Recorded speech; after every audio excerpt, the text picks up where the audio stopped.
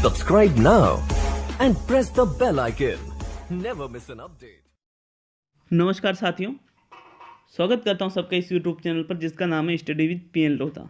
मित्रों, सामाजिक model paper 2 SST के वालों के लिए ये टेस्ट लेकर आया हूं। संपूर्ण 30 क्वेश्चन आपके हैं, जिसमें लगभग 22-23 क्वेश्चन आपके जीके से है, जो जिसमें आपके संविधान वगैरह और कुछ जो आपके इतिहास है, भूगोल है, सभी के क्वेश्चन मैंने सम्मिलित किए हैं और शिक्षण विधियों के क्वेश्चन भी आपको इसी में देखने को मिल जाएंगे। तो मित्रों, सिलेबस के अनुसार ही ये प्रश्न है। और कल एक खबर वायरल हुई थी, एक खबर आई थी, वायरल क्या हुई थी कि भाई जो लेवल 2 वाले हैं लेवल 1 में शामिल होंगे, और ऐसा कुछ था उसमें। तो उसके संबंध में मैंने कोई प्रतिक्रिया आप लोगों को नहीं दी है। तो मैं आपको बताना चाहूँगा साथियों कि आप तैयारी कर रहे हो, जिस लेवल की कर रहे हो, आपकी इच्छा है तो आप जैसे लेवल 2 से हो, आप सोचते हो कि भाई लेवल हम फर्स्ट में हम शामिल हैं तो हम फर्स्ट की भी करें, सेकंड की भी करें। किसी भी एक ही लेवल की तैयारी करना, हमेशा एक साथ दो के चक्कर में मत पड़ना। मैं कह रहा हूँ आपसे, आप चाहो तो जब तक विज्ञप्ति नहीं आती है तब तक आपको कुछ भी नहीं, जो लगातार तैयारी कर रहे हो उसको ही जारी रखनी है। ये क्या मतलब मन भटकाने वाली बातें होती है मित्रों, तो इससे आपका ही नुकसान होने वाला है। इसलिए मैं आपको सिर्फ और सिर्फ एक ही सुझाव दूंगा कि आप जिस लेवल की तैयारी कर रहे हो उसी लेवल की तैयारी करें। बिल्कुल भी अपना मन इधर उधर नहीं बदले मित्रों। और जिस दिन विज्ञप्ति आ जाएगी तो उस आधार पे बिल्कुल तय हो जाएगा, आपको कोई टेंशन लेने की ज़रूरत नहीं है। तो शुरू करते हैं इस वीडियो को, देखते हैं 30 प्रश्नों को कितने क्वेश्चन आपके सही होते हैं। जो तैयारी करने वाला बंदा है वो इन फालतू चीज़ों में बिल्कुल भी नहीं उलझेगा। ये हमेशा मतलब 2 किस्म के आदमी होते हैं, एक तो वो जो भेड़चाल चलता है, जो सब कर रहे हैं वो करता है, और जो एक वो होता है जिसके ऊपर किसी चीज़ का कोई प्रभाव नहीं पड़ता है, वो सीधा चलता रहता है अपने लक्ष्य को प्राप्त करने के लिए। तो शुरू करते हैं इस वीडियो को। आपका प्रथम प्रश्न है मित्रों, निम्न में से कौन सा भारतीय संसद का अंग नहीं है? ये बहुत इंपॉर्टेंट क्वेश्चन है। राष्ट्रपति, न्यायपालिका, लोकसभा और राज्यसभा। मित्रों देखिए, भारतीय संसद का निर्माण किनसे मिलकर होता है, एक बार तो ये याद होना चाहिए आपको। तो भारतीय संसद में राष्ट्रपति, लोकसभा, राज्यसभा ये सभी चीज आ जाती है, लेकिन न्यायपालिका ये भारतीय संसद के अंतर्गत नहीं आती है साथियों। इसलिए आपका दूसरा विकल्प इसमें सही आंसर है। न्यायपालिका किसका अंग नहीं है मित्रों? भारतीय संसद का। नेक्स्ट क्वेश्चन नंबर 2 देखेंगे मित्रों। आपका सेकंड क्वेश्चन क्या है, देखते हैं सेकंड क्वेश्चन को। पंचायती राज व्यवस्था की त्रिस्तरीय रचना को स्वीकारने वाला पहला राज्य कौन सा था? तो साथियों, गुजरात, महाराष्ट्र, पश्चिम बंगाल और राजस्थान। जो पंचायती राज व्यवस्था आरंभ की थी पंडित जवाहरलाल नेहरू के द्वारा, तो उसकी जो त्रिस्तरीय रचना है उसको स्वीकार करने वाला सबसे पहला राज्य था साथियों आपका अपना राज्य राजस्थान। चौथा विकल्प आपका इसमें सही है साथियों प्रश्न नंबर 2 में। नेक्स्ट तीसरा क्वेश्चन देखते हैं, क्या है तीसरा क्वेश्चन। सरकारी आयोग का गठन किस विषय पर रिपोर्ट देने के लिए किया गया था? ये किस है, सॉरी ना, किस दूसरा वाला, ठीक है। सरकारी आयोग का गठन किस विषय पर रिपोर्ट देने के लिए किया गया था? तो मित्रों विकल्प है आपके सामने, सरकारी कर्मचारियों के वेतन विसंगति के मामले पर, डिफेंस कर्मचारियों के पदोन्नति के मामले पर, केंद्र और राज्य संबंध पर, और इनमें से कोई नहीं। तो मित्रों जो सरकारी आयोग है, इसका गठन केंद्र राज्य संबंध पर जांच करके इस पे रिपोर्ट देने के लिए किया गया था। तो आपका यहाँ पर तीसरा विकल्प सही है प्रश्न नंबर 3 में। नेक्स्ट है प्रश्न नंबर 4 देखते हैं मित्रों। चौथा प्रश्न क्या है, निम्न में से किस राज्य से राज्यसभा सदस्यों की संख्या सबसे कम है? राज्यसभा के जो सदस्य है सबसे कम कौन से राज्य से आते हैं? असम, हरियाणा, पंजाब और उत्तराखंड। तो मित्रों देखिए क्वेश्चन क्या पूछ रहा है, सबसे कम राज्यसभा सदस्यों की संख्या आपके आती है उत्तराखंड से। कहां से होती है सबसे कम? उत्तराखंड से। चौथा विकल्प सही है इसमें।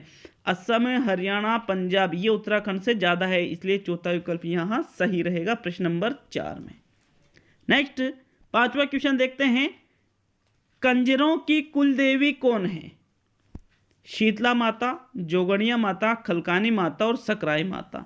मित्रों, कंजरों की कुल देवी की बात करें तो वैसे शीतला माता भी बहुत सारे लोग इसमें लगाते हैं, लेकिन यहाँ पर आपकी फर्स्ट चॉइस रहेगी जोगणिया माता। दूसरा विकल्प आपका सही है साथियों, प्रश्न नंबर 5 में ये कंजरों की कुल देवी है। नेक्स्ट प्रश्न नंबर 6 देखेंगे। आपके 6वां क्वेश्चन क्या है मित्रों?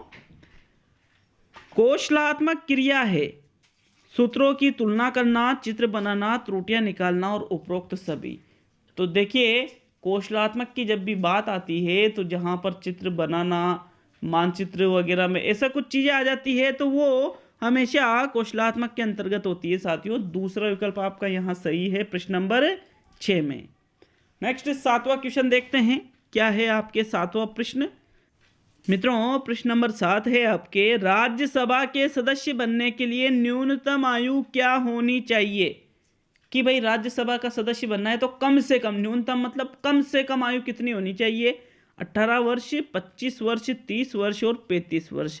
तो मित्रों देखिए, 18 वर्ष तो आपके बिल्कुल गलत है। 18 वर्ष तो आपके वोटिंग के लिए होती है साथियों। नेक्स्ट देखिए, इसमें 30, 25 और 35 इनमें से भी आपको सही आंसर देना है।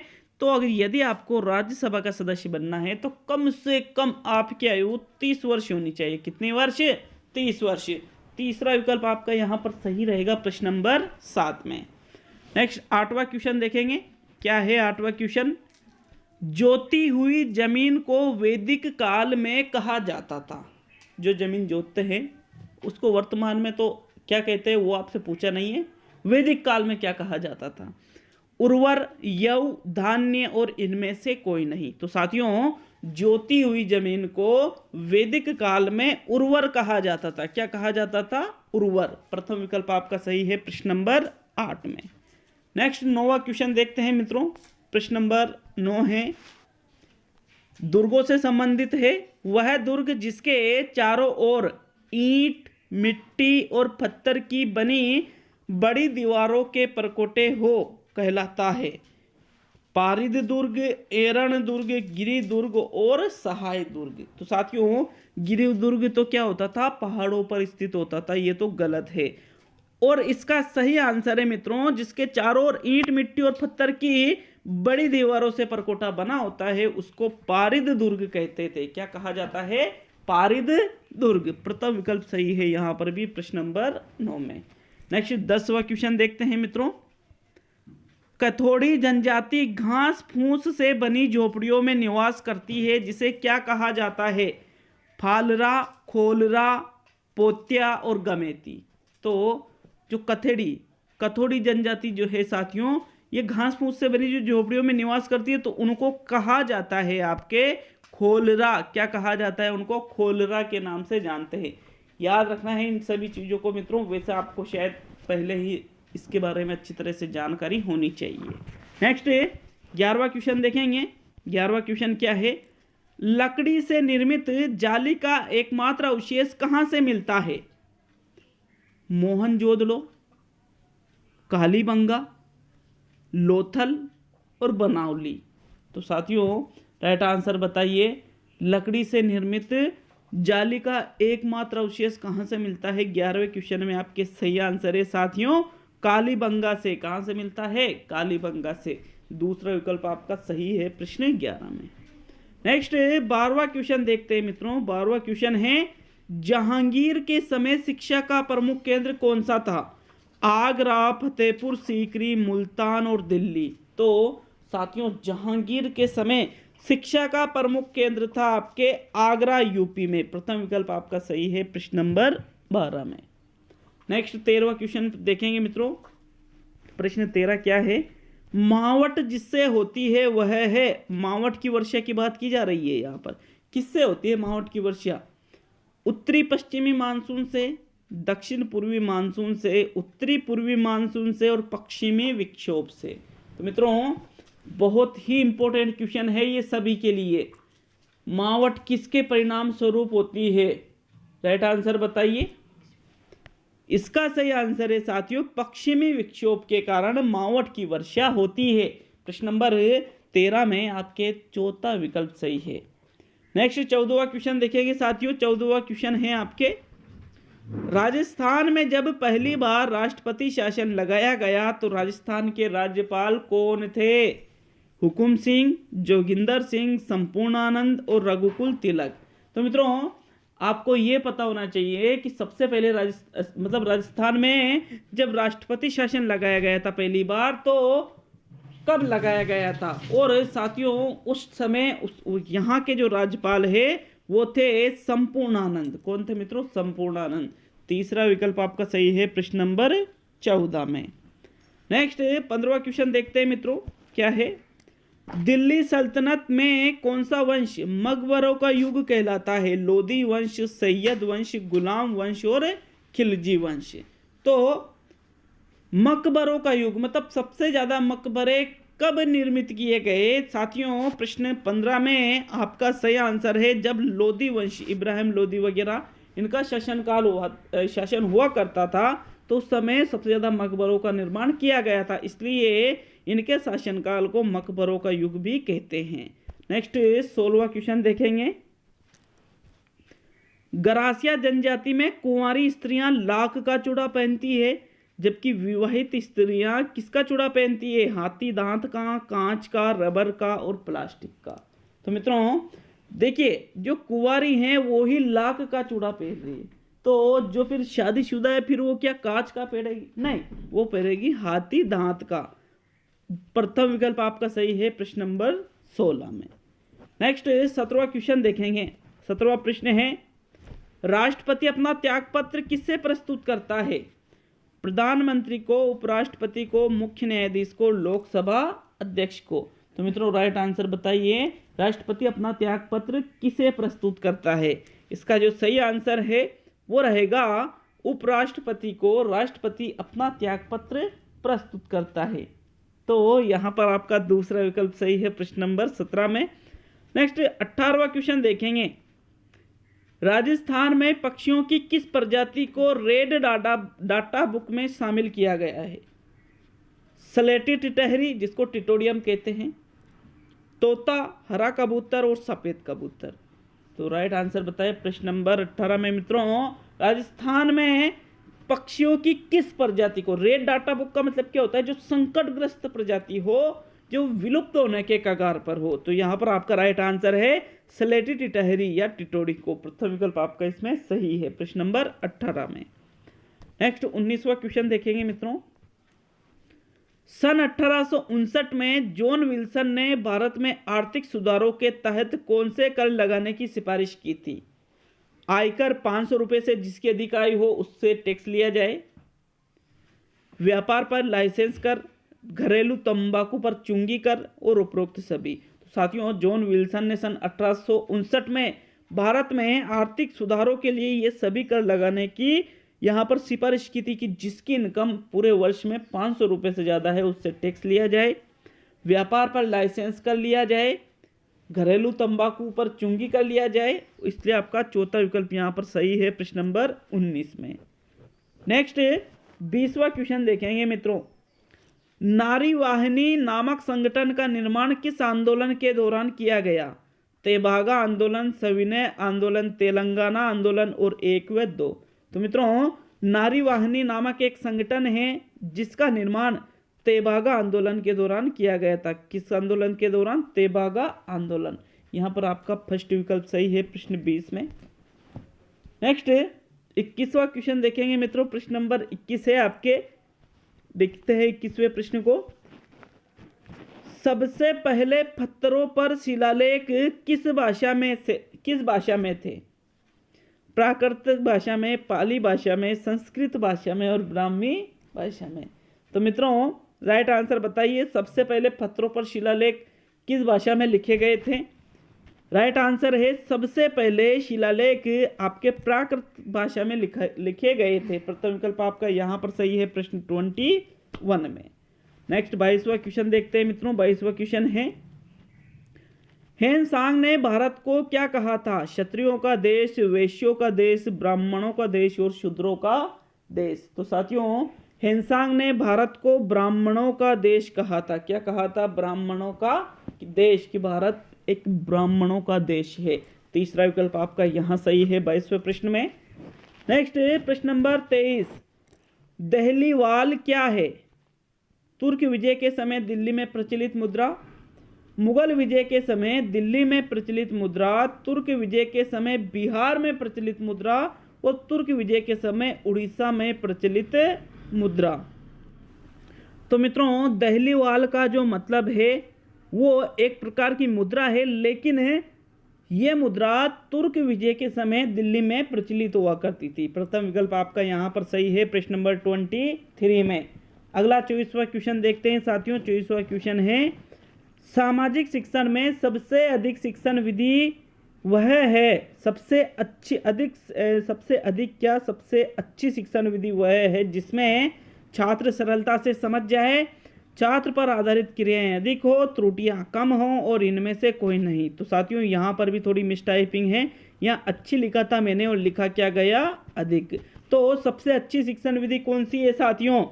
सबसे अच्छी शिक्षण विधि वो है मित्रों जिसमें छात्र पर आधारित क्रियाएं सबसे अधिक हो, क्योंकि छात्र पर आधारित क्रियाएं ज़्यादा रहेगी तो छात्र मतलब उस चीज़ को करके सीखेगा, और करके सीखना मतलब स्थायी सीखना, इसलिए दूसरा विकल्प आपका यहाँ पर सही रहेगा प्रश्न नंबर 24 में।